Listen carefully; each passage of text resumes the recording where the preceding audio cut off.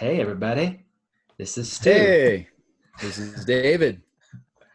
This is St- This is David. I decided to grow up my mustachio for this very special guest we have today, David Pere. We have David Pere on the line with us today, and he has an amazing mustache. So for those of you who are not watching the YouTube video and listening, David Gutierrez and I decided we would have our own mustaches. That's right. I don't know if this is the best or the worst intro I've ever had for a podcast, but I'm a fan. Are we gonna do the entire show like this, Stu? Because that would be really hard because I couldn't really keep a straight face at all the entire time. I think we're good. Right. A French looking one for you. I know. If I could, I would. So hey everybody, we have David Pere on the line today with us. This is filling the Storehouse podcast episode something 15, I think. 15. All right, man. Cool. All right. Yeah, nice. Big 15. We're getting up there. What David Pere? What number are you on there, big guy? What? I think I'm coming up on 100. I'm in the last 95, 96 range, I think. That's big time, man. That's pretty good. Yeah, it's been cool. What's the awesome? Isn't there some like metric that 90% of people who start podcasts don't go past 20 episodes or something like that? Probably. You should know. You should know that. I should know that. Well, if I knew that, I would have forgotten it when I passed that mark. Then said, losers. So for those listening, this one's going to probably go way off script because the three of us pretty much talk every other week. We're all on a mastermind group together within the War Room Mastermind, and we are part of a small group. So we talk regularly, and we're very comfortable with calling each other out and holding each other accountable and making fun of each other and everything else in between. But this one will be a lot of fun. So Dave and I, we connected, gosh, a while ago, right? Probably a year and a half, 2 years ago. I was just starting out. I was a nobody. Yeah. And now you're a somebody. Still a nobody, but a nobody Big with timer. A well-known mustache. That's right. Big timer. Yeah, you had started from military to millionaire.com and started a podcast, and I was doing Military Investor Network, and I came on your show, I would say within the early stages of it, right? Yeah, I don't think I'd hit that threshold for quitters yet. I'm glad you're still going. I know, it would have been a total waste. Yeah, I know, man. But yeah, man, it's ever since then we've always talked and connected, and then about last September, October, where we decided to start a mastermind group together. Yep. And Dave Gutierrez, my business partner with Storehouse, we got him in, and we created our own small group, and we have tons of other small groups, and it's just been a lot of fun. I honestly believe that the three of us have grown tremendously because of the interactions that we have with each other and holding each other accountable and the other members of our group. It's been a lot of fun. But we're going to go probably down a bunch of different rabbit holes. But before we do that, Goody, do you want to just kind of give a little bio intro to who Pere is? I would love to give an intro. And omit how much I complain on our calls if you would like. Yeah, and one set of ground rules, if you don't mind. Let's not go down that rabbit hole because we're you are a very prolific complainer. I'm just kidding. You're freaking amazing, dude. You're awesome. So let me quick intro. So David Pere, aka Pere, joined the Marine Corps in August 2008. Or Pere. Since that time, or Pere, however you. It's a multiple. It's choice, cool to mess it up and and then correct yourself with another wrong pronunciation. It works. I think Pere is the correct pronunciation, so that's what throws me off. I don't even know how to say your real name because Pere is so much more awesome. I love it. Okay, so I digress. David Pere joined the Marine Corps in August 2008. Since that time, he has lived in or traveled to many unique places around the world, including a combat tour in Afghanistan. David got started in real estate investing in 2015. He has utilized several real estate investing strategies to establish a successful portfolio. Through these experiences, from military to millionaire was born with the goal of teaching service members and veterans how to build wealth through real estate investing, entrepreneurship, and personal finance. I'll throw in there financial freedom, achieving your highest and best. There's so many ways that we could describe your website, your podcast, who you are, what you give back to service members. It's awesome, man. You truly inspire and motivate me. I appreciate that. Absolutely. Yeah, man. So let's talk from military to millionaire, and kind of what even got you going down that path, and what's the why behind this entrepreneurial journey that you're on? Well, the purple book that you can see back here somewhere on my screen, Rich Dad, Poor Dad, someone handed that to me in 2015 and was like, here, you should read this. And they were trying to get me into Amway to sell stuff or whatever through multi-level marketing. And I was like, oh, cool. I'm a Marine. I don't read. No thanks. And so he literally pulled a disc out of his pocket and was like, okay, fine. Well, you're a recruiter. You drive a lot. Listen to this while you drive. And I was like, well, he called my bluff. Fine. He had a backup plan. He must have worked with Marines previously. He must have. So I was like, man, I'm going to listen. I'll listen to it just because you called me out. So that way I'll get him off my back. And then like 3 months later, I owned a duplex. So it worked. I read that. Then I read a bunch of Bigger Pockets, more of the Purple Library. And next thing you know, I was house hacking a duplex. And it was kind of eye-opening. And from there, it just kind of grew. And after I purchased, well, I was probably right around the same time frame. So right as I was under contract on a 10 unit, I had been kind of blogging. The idea was that I have a journal from when I was deployed. And the idea was like, oh, I'm going to turn my journal into like a book of like what normal people went through in Afghanistan. Cause there's all these books about like the, war heroes and stuff. But I'm like, no one ever writes about what like normal life was like. So I happen to take very good, like I have a full journal and a full mission log and they coincide. So I was like, I have really good notes. I should do that. And I was like, nobody would read anything I wrote. Nobody knows who I am. I'm going to start a blog. And I just happen to have a friend over who's been successful with community related, marketing and stuff like that. And he was just like, dude, why don't you just document what you're doing with real estate? People will read that. Like, oh, okay. And I didn't come up with the name either. In fact, it wasn't even a service member who came up with the name. I came up with like 10 or 15 different names, threw them out on Facebook, was like, vote for your favorite. Nobody liked anything. I don't remember what they were. And buddy of mine, Joel, who was actually a kid that I tried to recruit when I was on recruiting duty, and then he was an entrepreneur. He was like, dude, why don't you go with something like Military Millionaire? That domain was bought, and we went back and forth, and from military to millionaire.com. And I don't know, I guess it resonated with people because it started growing, and yeah, it's been fun. Yeah, dude. So the website and the blog started, right? And then what was next? Did you start the podcast?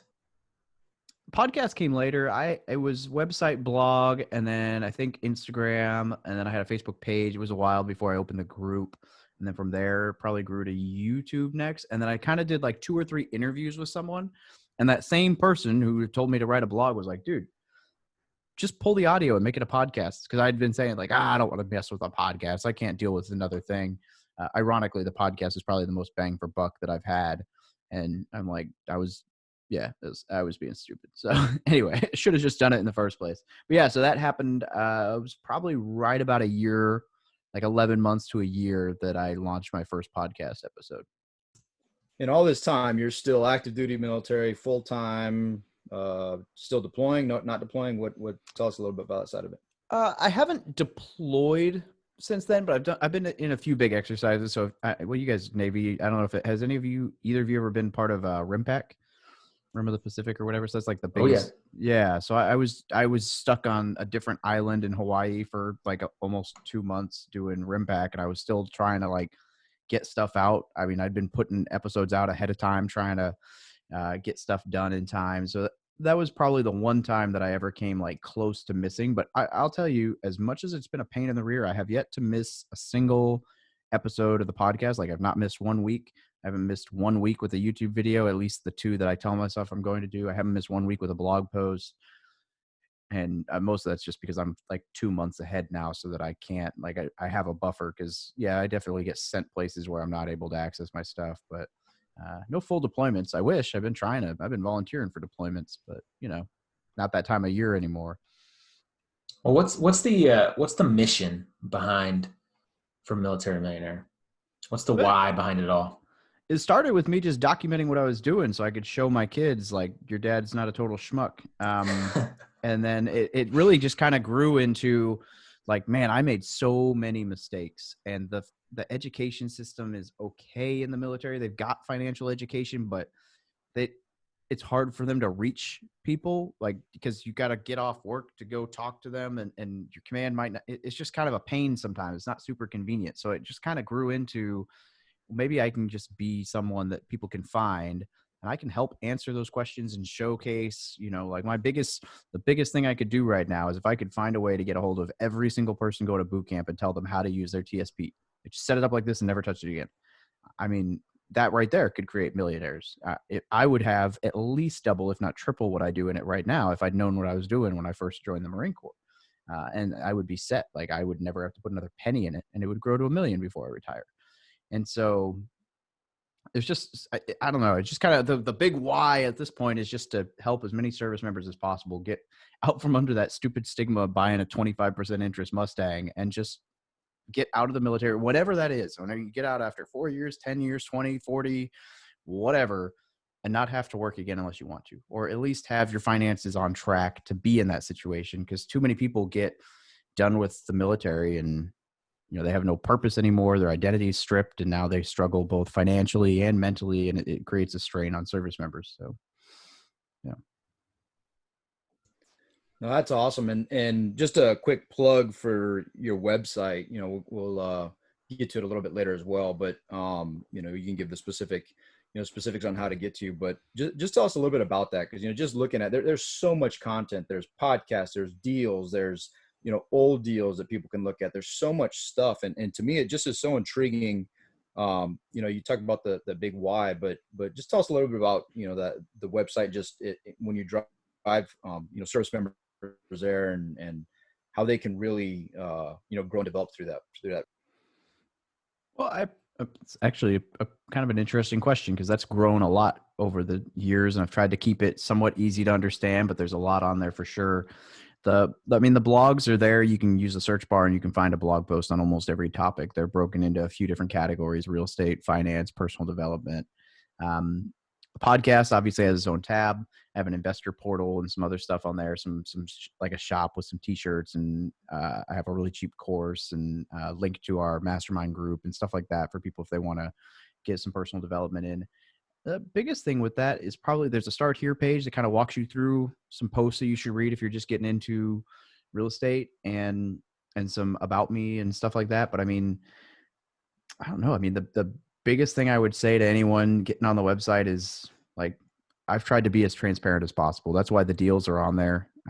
At one point, my goal was to have, like, Pat Flynn used to do a monthly, like, how much I make through my website, and had like numbers and charts and graphs. And I was going to do like a monthly cash flow section on the blog where it was like, this is legitimately what my real estate makes. And I realized two things. One, I am a visionary, not a integrator. So that was a nightmare for me personally. And two, I ran it by a bunch of friends, and it just kind of, they said it was either going to come off as, oh, he's not making millions yet, or, oh, he's showing off. And so it just wasn't going to, either way, it wasn't going to make the vibe that I wanted to. So instead, I've just shown deals, and I've just shown, like, hey, look, I bought this house. Here's what it cost. Here's what I put into it. Here's what it makes. And just tried to keep it at that rather than like a total number, which I think as an analytic, like I enjoy analytics. So I think that'd be really cool. But yeah, I don't know. Just trying to be as transparent as possible and show, I mean, you can go in there, there's a lessons learned tab, and that's going to grow as soon as I get out of this. As soon as I have some more stuff that I'm able to talk about. And so I've got, my mistakes are out there. I think that's probably what separates me from some of the quote unquote gurus, is that I have no problem talking about all the times I've messed things up. Well, dude, and that's like, I mean, that's so important to, and I've made a ton of mistakes as well. And Goody, he's made even more mistakes. I mean, he makes a lot of mistakes. No, man, he makes a lot of mistakes. Trust me. But that's important, right? And that's the way we learn. And I think that's a fantastic way to teach other people, is just to talk about our mistakes. And I kind of wanted to take a step back to your, why you started it, and the mission and the goals of what this is all about. And You know, we see so many people in the military just making so many stupid decisions financially. Well, I mean, why do you think that is? You know, why don't we have you know, a financial education to teach people in boot camp? And you know, why do these soldiers, sailors, Marines, why do they make all these dumb financial mistakes? So I have a theory, and I have been told by too many people that my theory is dumb, but I'm going to throw it out there because I'm a Marine and we like to just do things the hard way. So, my theory, well, for one, is just that, I mean, the financial education piece would probably go over everyone's head at boot camp because they're super stressed. They probably wouldn't pay any attention. But That's fair. and we're all young and dumb, and there's other things that we do poorly at that age too. So, you know, bad decisions. I mean, shoot, look at the number of people who get married right out of boot camp. I'm not gonna say that marriage is a bad decision, but usually when it happens with someone you just met right after boot camp, not a great decision. So anyway, my theory is that, and this is less believable now, I suppose, than when I first joined the Marine Corps, but my theory has been that when you join the military, especially the Marines, because that's the one I'm familiar with, there is this sense of like invincibility and like, I might die, I might do this. I'm like, screw it, living large. What do I need to worry about 20 years from now because I'm going to Afghanistan or I'm going here or I'm going, and it's like, it just kind of builds into this like alpha male beat chest, look at what I bought like thing. And everybody's trying to, you know, measure themselves or whatever the appropriate way of saying military jargon is. But there's just this like, oh, look at what I bought. Oh, well, look at what I bought. And it's like this combination of like trying to one up and be like the alpha male persona, whatever. And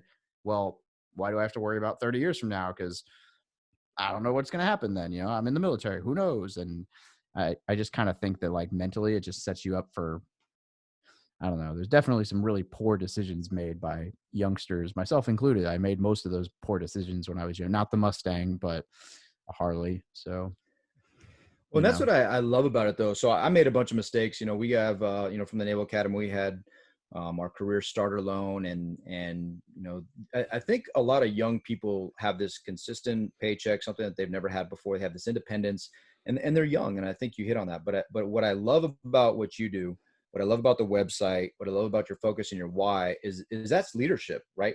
Where could we have been? And Stu and I talk about this all the time, but where could we have been if a Dave Pere like stepped into our lives when we were coming out or before we were coming out of the Naval Academy and like just gave us a glimpse, gave us a website, gave us a deal to analyze, gave us a future to look towards. So I think I also don't want to lose the fact that there's so much just incredible content that you put out and so much knowledge that it really can help steer and drive that future generation. And I'm kind of curious, like what kind of, just from your position in the Marine Corps and the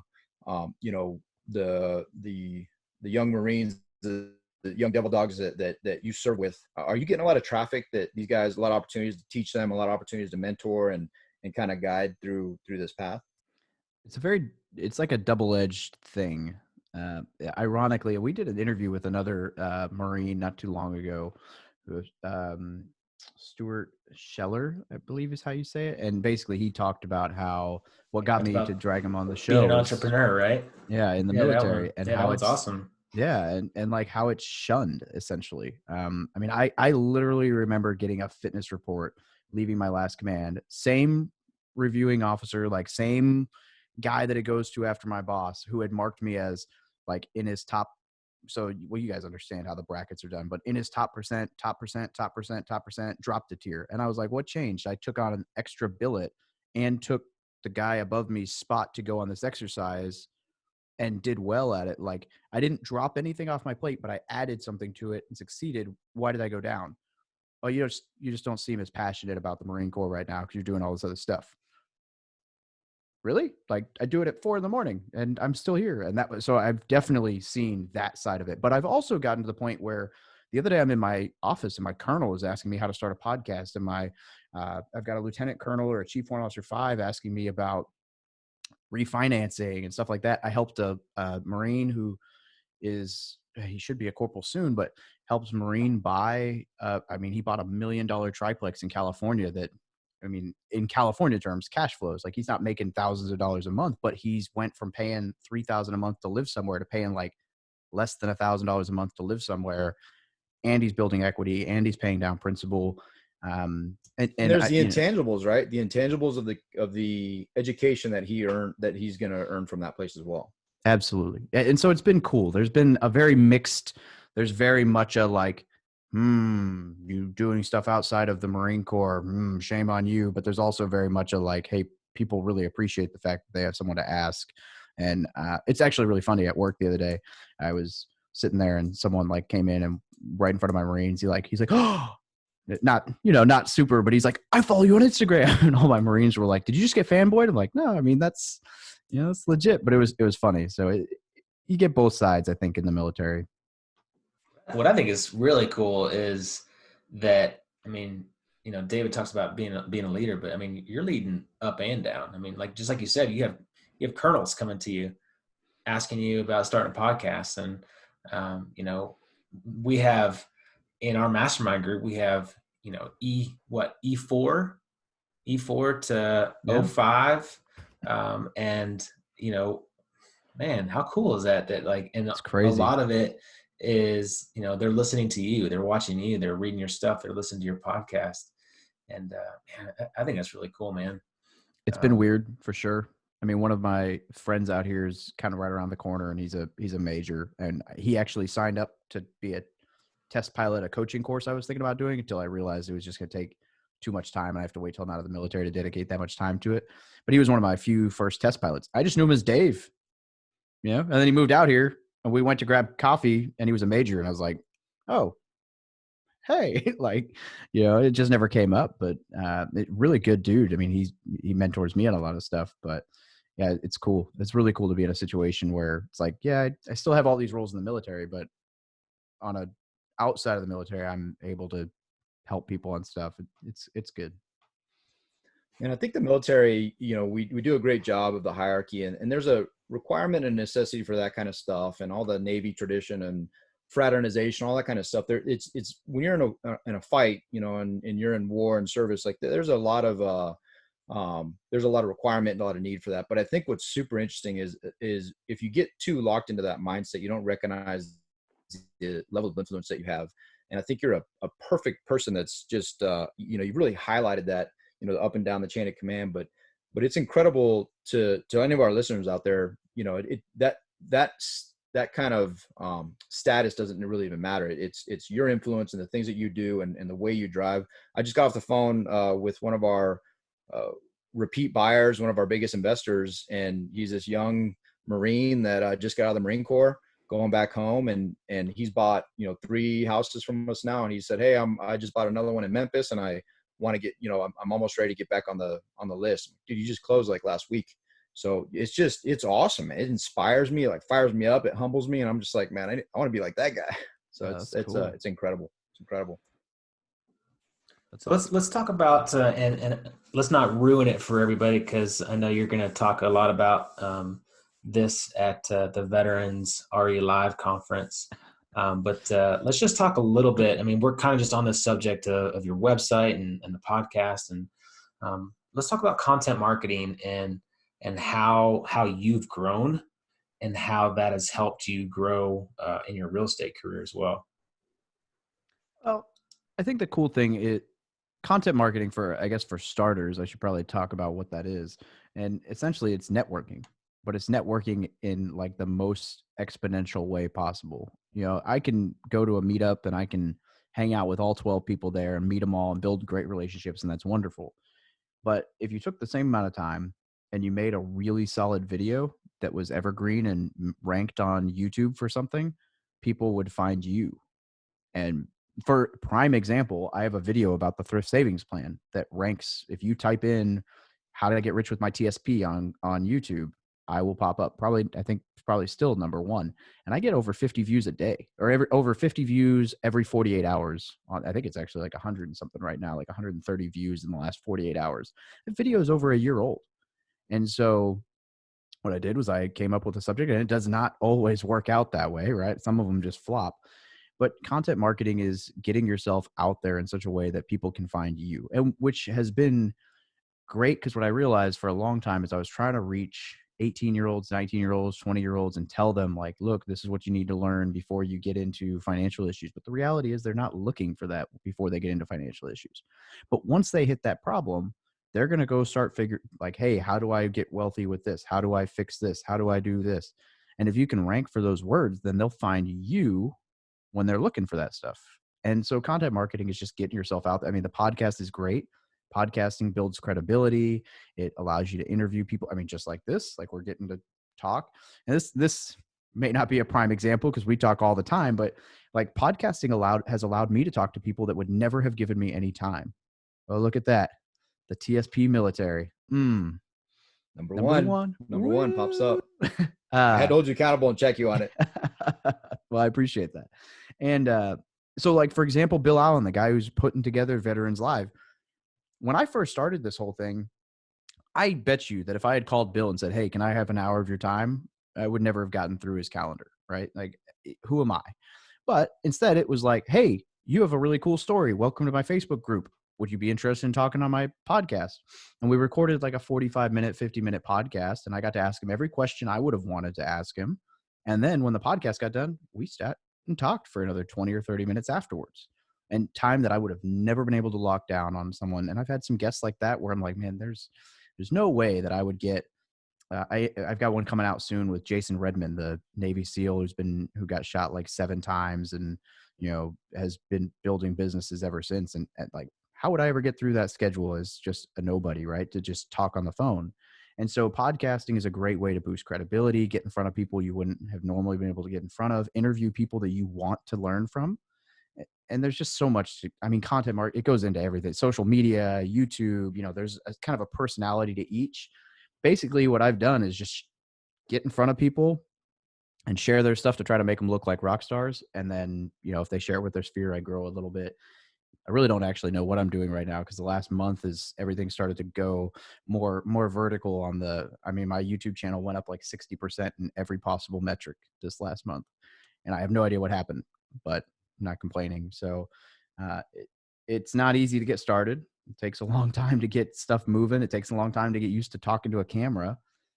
It's still weird for me sometimes. Like if someone's around and there's a camera and they ask me to do a video, it's so much weirder than if I'm doing it in my room. But it's worth it because it's something that will stick around forever and it will build on itself. So I guess that's long and short. I don't know. We can talk specifics if there's any questions you guys got. Well, let's talk about, I think a lot of that is just consistency. You know, it takes a little bit of time. It takes effort. It takes throwing yourself out there and maybe it's going to suck at first. Yep, it will. And, you know, maybe you don't have any listeners for a long time, but over time, it's just that hockey stick, curve. Like, I think the consistency and just continuing to learn, to continuing to grow. Is it good to great? Have you ever heard the flywheel analogy? I think that might be good to great, that book. Anyway, so like the idea that if you have this really heavy flywheel and you try to push it, it's barely going to move at all. And as you keep trying to push this thing, it barely moves. But over time, it gets a little bit faster and a little bit faster and a little bit faster until eventually you could just slap it and it's already like its weight is already helping you move it. And it's kind of the idea I like to think of as like, I'm just throwing stuff on the flywheel and eventually it's going to work on its own and I won't need to put forth as much effort to keep it rolling. That's good stuff. Almost like the snowball where there's a number of different ones that we could probably incorporate. I like with you, it's the snowball, not only because the complexion, but which is a compliment of sorts, but it's growing, right? It's just growing. It's getting bigger and bigger as it goes down. So random, dude. That's so random. Where's my privilege? I need the privilege. Dave, and I want to kind of hit on that as well. The, the consistency and the effort. Someone listening to this could be like, man, Dave's just lucky. He got lucky with some guests. He got, he's starting to get some views. All his videos, number one. So we obviously know that it's not luck. Could you just kind of talk us through some of that effort, how to build, and how that's gone wrong? Because, this is one of my favorite questions is, we listen to all these incredible human beings like yourself who are highly motivated and just crushing it. But sometimes we forget it doesn't always go right. Yeah. I mean, and in that regard, I would almost say they're right. I am lucky, but luck is when hard work meets opportunity. Right. So, oh snap. I have been producing I started off with 2 videos a week, and then I went to a third. And for the last 2 months, I've been putting out 4, maybe 5 videos. This week is the first time I've had a Monday, Tuesday, Wednesday, Thursday, Friday, and tomorrow a video. So 6 videos this week. Now, granted, 2 of those are like clips from a podcast I already did. One of those is a podcast, but the other, no, it's 2 different podcasts, 2 clips from another podcast, and then 2 legitimate like 15, 20-minute like YouTube specific videos. And I mean, I'm up at first things first. I wake up early. You don't have to do that. You can stay up late, but I wake up at like 4 a.m. and try to get a bunch of stuff done before I go to work. Doesn't always work out. I do snooze sometimes. I'm not Superman. And then when I come home, I work on more of that. I mean, and I do a lot of batching and time blocking. So like tomorrow, I'm probably going to find 3 or 4 videos that I could do. And I'm just going to set an hour and just record all 3 or 4 videos, shoot them to my editor. And but when I first started, I was editing my own podcast. I was editing my own YouTube channel. I was editing my own, now I've got an editor for YouTube. I've got a virtual assistant for graphics. I've hired someone to do the thumbnails on my YouTube videos. I've partnered with my podcast editor to edit videos or edit podcasts and videos. And so I've been able to, exponentially eliminate a bunch of time. And then instead of eliminating that time and slowing down, I've eliminated that time and produced more to try to bump that curve. But yeah, as far as the effort goes, lots of sleepless nights, lots of, man, I don't want to record right now, but I don't have an option because I put myself in a corner. Now that's why I'm 2 months out now on a lot of stuff so that I can say, oh, I'm not in the mood. Okay, well, I'll film one tomorrow. It's like everything in the military. You don't want to wake up at 3 a.m. and throw on a ruck and go hike, but guess what? You're going to do it. Yeah, well, same thing. Tell yourself you're going to make a video and then don't lie to yourself. You ever made any videos that just like really suck and then you throw it out there anyways and you're like, oh man, you should go watch my first like 50 or 100 videos. But no, I mean, do you guys didn't see my closing time? You know the song, it's closing time. Yeah, I made a parable or a parody for real estate investing, thinking it would go viral because it was terrible and nobody watched it. It didn't go viral. Oh, it's awesome. So bad, but it's still out there because I'm. Hey, maybe we'll put that one specifically in the show notes, and maybe we can get it to go viral. What do you think? Oh, yeah, I don't know if I want it to go viral. He's like, I immediately regret even mentioning that. No, go find it. Have fun. It's bad. I mean, it was just like I got a hair up my butt and like a wild, whatever that phrase is, wild hair. I wrote a bunch of words out and I was like, I think this works. And then I stood up and like did not even warm up anything. I hadn't said a word in probably an hour, much less sung anything. It's awful. Right? And I'm not meant to sing those high notes anyways. So it's so bad. Well, but I just want to highlight the mixed metaphors. The mixed metaphors of the hair and the butt. I think that's we'll put that in the notes. I'm trying not to swear on your podcast. All right, I've been cutting out like Marine Corps sayings the whole time and trying to find words. Yeah, we actually had to tell Alex Felice, your partner in crime on your podcast. We were like, dude, no swearing on this podcast, no F-bombs, because we knew it was going to happen. He's the only person I've ever cut a section of the podcast out of the middle. He lost his train of thought, and for like 45 seconds, he was just swear word, expletive, trying to regain his thought. And I was like, dude, you didn't even say anything at that time. It's got to go. But oh man, that's good. So you've grown a ton, and now you're like, you have VAs, you have people that are helping you out and doing stuff for you. And I don't know, can we talk about this a little bit yet? The transition into kind of your new business venture at all? Or? Yeah, I mean, we totally can. The website's set up. It's still a total work in progress. Let's do it, man. Let's throw it out. I edit podcasts for people. Well, I don't personally. I'm basically partnered with my team, and their prices were unbeatable and at all. I can't find. In fact, I wish I'd started with them because they actually will do. We will do hosting. We will do like the launch, the hosting, the intro, the outro, the art. Like it's pretty cool. It's more than what I did. Everything the hard way when I started. And so they'll do everything. I mean, I still host my own stuff, and I wish that I'd started with them so it would all be under them.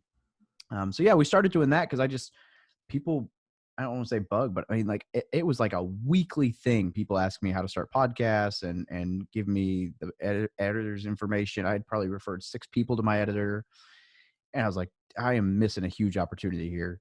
And so I just realized that like I would rather have more control over that. So we started Veteran Media Services, which is going to help with, it's starting with podcasting, but I'm also trying to find the right Instagram guy to help me grow my Instagram because I know what that looks like. I haven't found the right guy yet. They all try to like use bots and artificial stuff, which is not what I want. So I'm trying to find the right person that helps me grow my Instagram. And if I can get the right person to really help that grow, then I will also try to do, I also want to eventually help with like Instagram management type stuff. Long term, I would love to try to be a full service, help people grow their brand because I get asked all the time, like, what did I do? And while the answer seems very simple that I didn't do anything special, I just threw a whole bunch of crap at the wall and some of it stuck.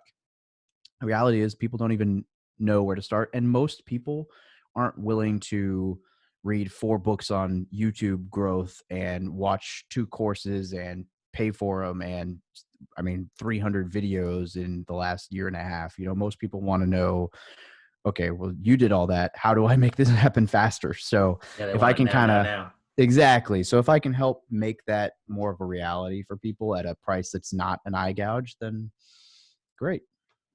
You know, and if It's not, then I awesome though, won't offer man. that service. You're constantly creating opportunities for yourself. And I think that's awesome. And that then leads into creating opportunities for others. And I'm just kind of curious how that's going to benefit us in our podcast. Put you on the spot. Get a discount? Do we get a discount for your services, for the Veteran Sure. Media Services? Sure. Yeah, we can work through something. Yes. I mean, that's, My I guess, the special, beauty. you pay Can 2 you months just for one. can you just make our podcast just be number 1 in business on iTunes like now? I wish. I ranked in the top 5 in was it Sweden? I don't know. There was like What? one month I was like number 1 or something in some random country, and I was like, screenshot number 1. But I mean, there was a point in time where I was top 50 for business for like a few weeks, but nothing consistent.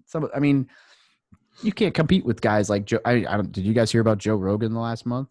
Like, No. Spotify gave him $100 million to close down every other platform and be only Spotify.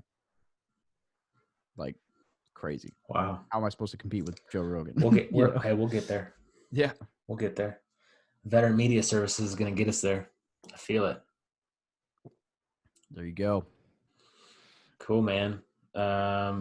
We are so off script that you know, and I knew this was going to happen. So I'll talk about whatever. Where, You guys where know do you that. want to go, Dave? Goody, where do you want to go? I'll tell you, really, anything that we bring up with Dave, I think is gold, and there's a ton of gems there. So you know, we could go anywhere. But I still kind of revisit another question.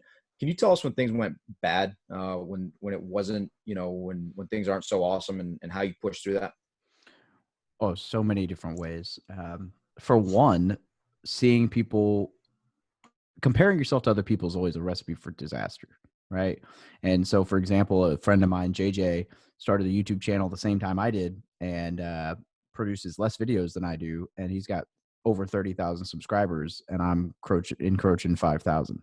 And I don't know. He's got a great personality. That's part of it. But he's also, you know, he's a broader section of this, like, segment of the market. He's not just military. He's not just, you know, small. Like, I'm a much smaller subset of the general populace. He's talking about broader subjects, you know. But if I was comparing myself, like, we were neck and neck for a while, and then he had a video take off, and it was like, never again. Bye, you know. So I've had moments like that where I, you know, and you get in your head. I have wrestled with imposter syndrome all the way through. In fact, if I'm honest, the reason Stu and I are partners on this mastermind is because I have imposter syndrome, because I had thought about starting a mastermind for a few different months. And I had been like, yeah, this is a great idea. I love masterminds. I should start this. Who am I to start a, you know? And then Stu's like, hey, I got this great idea. What do you think about a mastermind group? And I was like, yes, there we go. No more imposter syndrome. Let's do it. And it happened. Right. And I think part of that was that I just didn't know what I was doing on my own. And part of it was that I was doubting myself. So that's been a big failure of mine all the way along. Imposter syndrome, that doesn't go away. If you're listening to this and you don't know what imposter syndrome is, it's just you not believing you're good enough at something to talk about it, essentially get in your own head. I had a 40 unit, $3 million building that I got into, and the guy did not uphold his end of the contract. And I've been in a lawsuit for over 18 months on now. So that was a pretty big mistake. Biggest things from that: document absolutely everything, and always have everything in writing. Even if it was a phone call, follow up with notes saying like, hey, this is what we talked about. Please send an email confirming that this is what we talked about, so there's no debates later. And just always bring it in your team. I trusted the lady who was managing the property, and now that I know that it's kind of like a scam racket lease option thing, I shouldn't have done that. But she seemed great at the time, but I should have just brought my team in. My team is tried and true. I should have just gone with what I knew instead of trying something new. I guess trust but verify. The other big mistake I've made was, you guys all know about my contractor fiasco, and essentially my contractor overextended his business and imploded, and I was the Peter that got robbed to pay Paul. And I should have just done a better job having my property manager actually go and verify all the work was done before sending checks. I had someone go by, but they didn't know enough about real estate to know what they were looking at and realize that things were done but not up to code. So my biggest mistakes in real estate on both of those has just been trusting people more than I probably should have. And my biggest mistakes on content marketing, ironically, if you really boil it down, has been not trusting myself as much as I should have. So, yeah. Yeah, that's awesome. I listened to a really interesting podcast recently. One of the guest speakers, Whitney Sewell, and I apologize if I misstated his last name, but he had a guest on named Travis Chappelle, and it was all about podcasts, and it was why you should do a podcast. And it was a really interesting show. For those listening that are interested, it's show 570. But what I found intriguing, and he addresses the imposter syndrome thing. He doesn't necessarily call it that, but what he said is, as long as you're transparent, you're open, and you're honest about it, that you're not trying to say that you know all these things about it and that you're the guru, that people really respond to that. And I think that's something that you're really benefiting from. And I think those 30, 60, 100, 200,000 viewers are just going to be in the future for you. Right. I think you're heading that path because it's all the influence and all the passion you pour into it. And then the honesty and the transparency, you can't measure that stuff. And there's a lot of folks out there that are imposters, and they say they know it, but that's not you. That's not your website. So just a plug for your website and for the things you're doing for the podcast.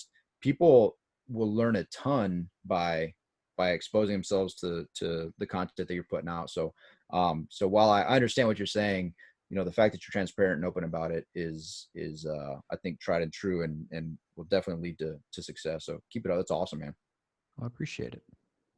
And it's real, like people are gonna just, follow you and trust you more when it's just real. Like that mustache. I tell you guys, you talk about the real thing. I got told the other day that I was the Instagram police because I called out someone on their fake followers or whatever, and then they changed their Instagram name because it resembled mine, and now it doesn't. And I was like, oops, like I didn't mean to, like I was coming at it like, hey, you guys should watch out for this because it's going to bite you long term when you try to raise money. I guess it didn't come off that way. So I'm like, oops. Well, it's authentic at least. Like, sorry. Yeah, it's good. My Marine Corps comes out a little strong sometimes. Your Marine Corps rants that you do. People love those though. I need to do more of that. I need to be more of a jerk on YouTube, apparently.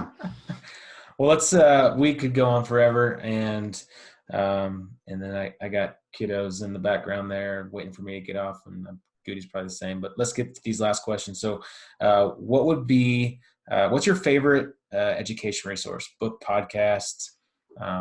For someone who's wanting to do what you do, and I know that's pretty wide ranging, but what would that be?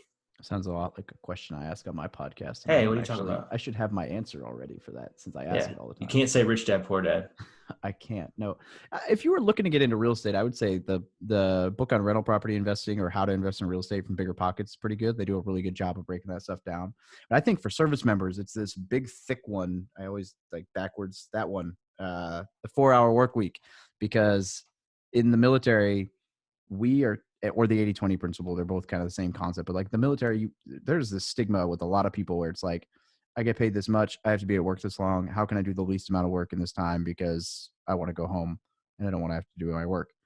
But if you're going to be an entrepreneur, you need to figure out how to do the most amount of stuff in the least amount of time. And so those books are great for realizing, like, changing your mindset to like, hey, and it'll also make you like really miserable a lot in the military, because you'll be like, why are we doing it this way? We could do it like this. And the military is going to say, we've always done it this way. But the book will help you out tons in life. Purple cow.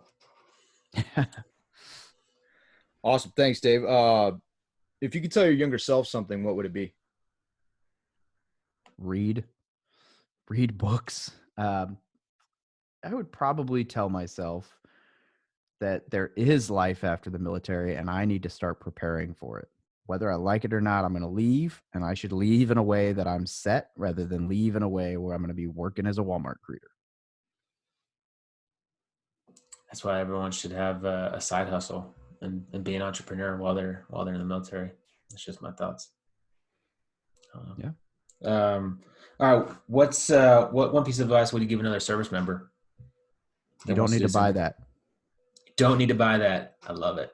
I just told one of my buddies. Unless it's a cash flowing property, right? Unless it's a cash flowing property. Yeah. Especially a turnkey real estate property in Milwaukee, Wisconsin, from Storehouse 310. People like to sit around and go, I don't get paid enough. I'm in the military. And it's like, dude, you get paid a ton. Like, if you factor in what you would need to get paid for like your non-tax BAH and your non-tax other allowances to get the same amount of lifestyle you have right now. I mean, I would need over $100,000 to live in San Diego the way I live right now, probably closer to 120. And people think like, oh, I don't get paid enough. No, you're spending money on things like the new iPhone, the new car. Like the buddy I told today that like, no, he has a 2018 Tacoma, beautiful truck. And today he's posting pictures about a 2020 Tacoma or a 2024 runner. Like, which one? And I'm like, no, like you need to invest, because you've been talking about real estate investing for like 4 years now. I'm like, dude, and I mean, hey, good on him. He's doing all right, but like bad decision. Yeah, that video that you did with Brandon Turner, the one where you're like, we're already at financial freedom level 1. Like we're already there. Like if you just make smart decisions with your money, like we're there already. Like we're in such a good position to do well financially for ourselves if you just make the right decisions. Absolutely. You have to work to screw it up. And unfortunately, we do that. Yeah. There's a lot of times we do that. Well, and it's a mindset and an education thing, right? Which kind of goes back to everything that you're doing, and your mission is trying to change that mindset in folks, trying to help them to see and understand that depreciating assets and what that is, and how you can buy houses, and maybe those houses could pay for your new cars, and different ways to just kind of flip that switch. And I think that's so important. And on that note, when people want to learn how to flip that switch, when they want to learn good strategies, when they want to figure out who Dave Pere, and people are seriously going to Google Dave Pere and be like Pierre with and they're not going to find you. So I apologize ahead of time. So maybe spell your name out if you'd like. But, it's going to have a little mustache or a little mustache tilde over it. Mine's like rubbing away on the side here. Papa, Echo, Romeo, Echo. Tilde, mustache. So how do our guests or how do our listeners get a hold of you? Ironically, I will pop up if you type in David Pere, but I would say Google Military Millionaire. And I probably won't be the number one search for that yet, but I'll be in the top few. So if you type Military Millionaire and then you click on my link, then it'll help me get to the top. So but from militarytomillionaire.com, and that's basically the same for everything. The Military Millionaire podcast, everything else is from Military to Millionaire, Facebook, YouTube, Instagram, whatever. If you want to like talk to me and actually have me answer, Instagram's the best way to shoot me a message. I will, by the end of the day, I respond to Instagram every day of my life. Dude, you're going to get crushed by our 17 listeners on Instagram. I can stay up later. Oh, okay. Hey, man. We value every single one of them. No, we're at like 30 listeners now, which is amazing. Ooh. Hey, you got that LinkedIn following and engagement though. I'm still working on LinkedIn. I have followers. I don't have engagement like you do. We'll get you to post our podcast on your stuff, and maybe we'll get 40 listeners. I can get you some listeners. Hey, man. So, Dave Pere is going to be talking at Veterans REI Live, way more in depth about all this content marketing stuff, about the networking stuff. This is going to come out on Monday, Memorial Day. the week of the conference, it's 29th and 30th at veteranslive.com, and Pere is going to crush it, and you're going to learn a ton from him. I'm going to give some actionable steps for how to actually start building your influence. Yes. Yeah, you are. I love it, man. I am, because you already saw my PowerPoint. And you didn't tell me it sucked, so woo! Didn't suck. It was good. So Pere, thanks for coming, man. This was fun. Thanks, guys. It's been a pleasure. I like it. If you're only listening to this, go watch the YouTube video, because we have some amazing mustaches. And well, amazing. One of you does, the other did. One of them is like falling off, or like you're like missing half of it now. Oh man, this is all right. You guys have an amazing day. Happy Memorial Day, and go fill your storehouse. Make it a great day. See ya.